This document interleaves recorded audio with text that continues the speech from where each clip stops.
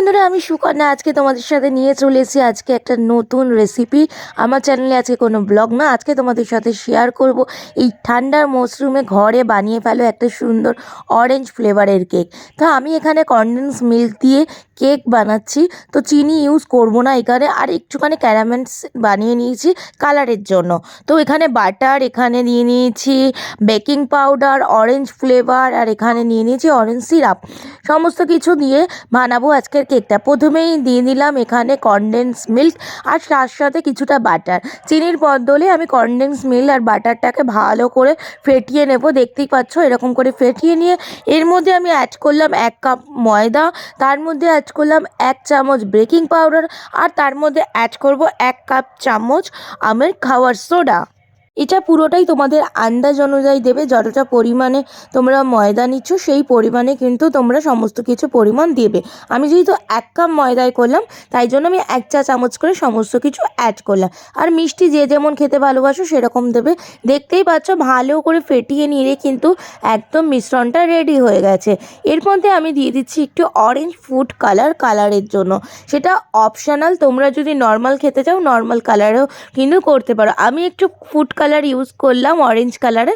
কেকটা যেহেতু আমি অরেঞ্জ ফ্লেভারের বানাচ্ছি সেই কারণে এটা না দিলেও কিন্তু খেতে খুব ভালো হবে।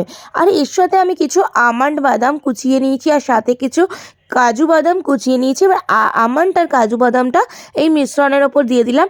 আর এখানে কিছু অরেঞ্জ পিল করে নিয়েছিলাম হালকা হাতে, সেই অরেঞ্জ পিলটাও দিয়ে দিলাম।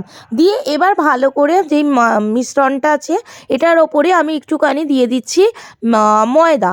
এই ময়দাটা কিন্তু যে কোনো পাত্রের ওপর, যেই পাত্রের ওপর তোমরা করবে সেই পাত্রের ওপর দিয়ে দিলে কিন্তু নিচে লাগার কোনো ভয় থাকে না। এবার আমি এই মিশ্রণটা পুরোটাই, দেখতে পাচ্ছ, এর মিশ্রণটা দিয়ে দিলাম। দিয়ে এবার তোমাদের অনুযায়ী তোমরা ডেকোরেশন করে নেবে। তোমরা যা ইচ্ছা দিয়ে ডেকোরেশন করতে। আমি এখানে কিছুটা আমন্ড বাদাম দিয়ে ডেকোরেশন করে নিয়েছি। দেখতে কিন্তু ভীষণ ভালো লাগছে, ভীষণ সুন্দর, ইয়াম্মি, টেস্টি আর জলদি একটা কিন্তু এগলেস কেক কিন্তু ঘরে তৈরি হয়ে যাবে। তোমাদের মাইক্রো ওভেনে যেরকম কনভেকশন থাকলে কনভেকশন মুডে দিয়ে প্রিহিট করে নিয়ে এটাকে তারপরে তোমরা কিন্তু 5 থেকে 6 মিনিট এটাকে বেক করলেই কিন্তু একদম গরম কেক কিন্তু রেডি। দেখতেই পাচ্ছ আমার কেক কিন্তু একদম ফুলে পেঁপে উঠে গেছে। একটা টুথপেস্ট দিয়ে আমি জাস্ট এটাকে একটু করে চেক করে নিলাম যে ভেতরে কোনো কাঁচা ভাব আছে কি না। কেকটা কিন্তু খেতে ভীষণ টেস্টি হয়।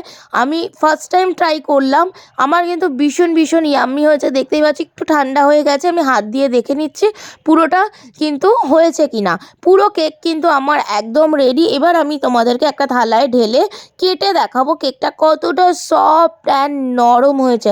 আর এত সুন্দর অরেঞ্জ ফ্লেভার দেওয়াতে একটা সুন্দর অরেঞ্জি কিন্তু স্মেল আসছিল, ভীষণ ভালো লাগছিলো। গন্ধটা কিন্তু ভীষণ সুন্দর। এরকমভাবে বাড়িতে চটজলদি করে অরেঞ্জ কেক বানিয়ে ফেলো, বাচ্চা কিংবা বড়রা সকলের কিন্তু বেশ প্রিয় হবে এই কেকটা। আর তোমরা কিন্তু অনায়াসেই বাড়িতে খুব ছোট্ট সরঞ্জাম দিয়ে কিন্তু বানিয়ে ফেলতে পারো।